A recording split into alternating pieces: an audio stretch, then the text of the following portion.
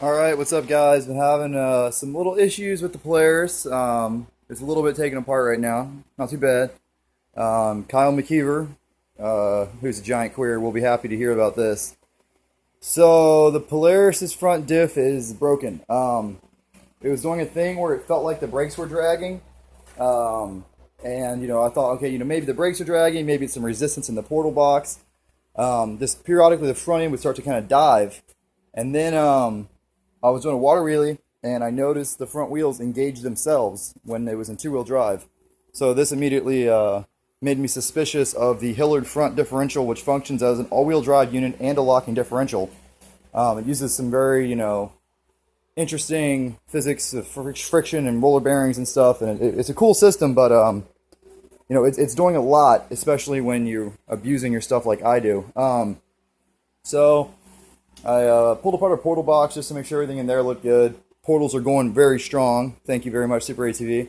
Um, and then I pulled the front diff out, which I'm going to show you in a second. But so to pull the front diff, it's pretty easy. I didn't even mess with this side at all. It's all intact. And then you take the axle out of the portal. The main reason it took a little while is because my winch was in the way. So to pull my winch mount out and the winch, and then pull off the bottom control arm on this side. Pull that axle out, then the bottom control arm you get pulled out so you can get to that pin, right? The pin that holds the universal joint on. And while I have the front diff out, I'm going to get my drive shaft phased and balanced because it is a little out of balance, just how these things are.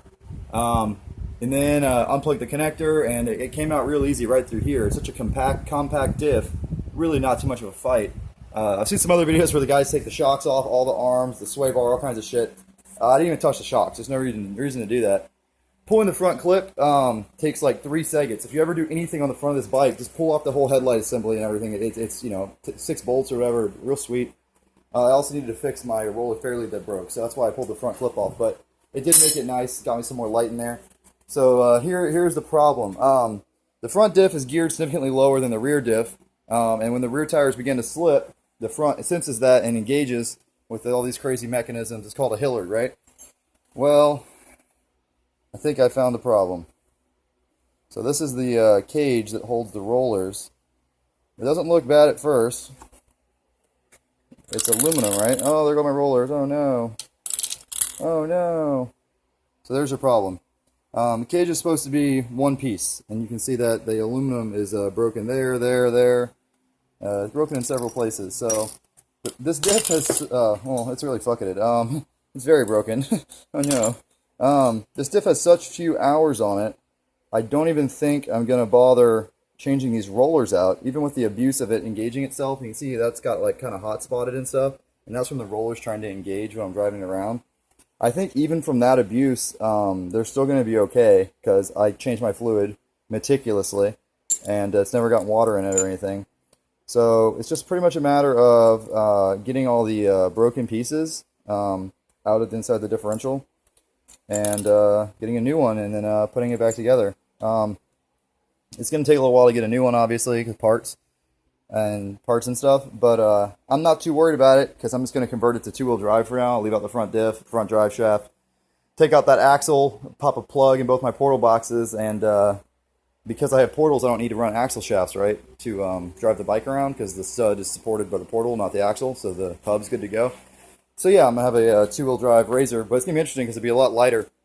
Thought about taking the front portals off just for shits and giggles, but probably not going to go that far. But yeah, there she is. So you see, there's very little actual wear in there, which is pretty impressive considering it's running 34.5-inch Outlaws and a multitude of other tires that are aggressive and stuff. But yeah, that little aluminum cage just didn't like me too much. I know when it happened. I was in a adventure world being an idiot. But it's all good. You can get it working again. Also, I have a ripped CV boot, so I'm gonna have to rebuild that. No big deal. It's just like a plastic spacer. It's kind of weird. No, nothing on this thing looks broken. Yeah, I mean, it looks good to go to me. Obviously, gotta put this thing back together by the manual. I'm not an idiot. Oh, there's that big spring. Okay, I see you. And then this sits like that. Okay, yeah, I see how this kind of works. It's a neat differential. It really is. I I don't hold Polaris accountable for this failure. They could have made this out of like this casting looks pretty shitty.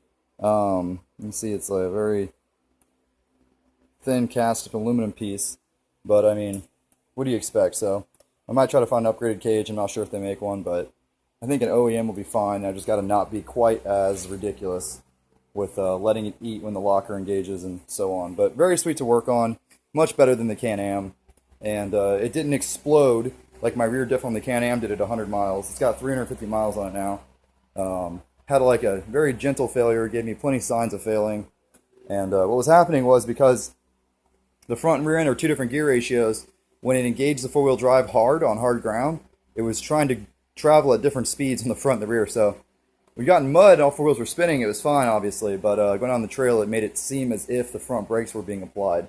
So I'm going to go button this up and go inside and order some parts.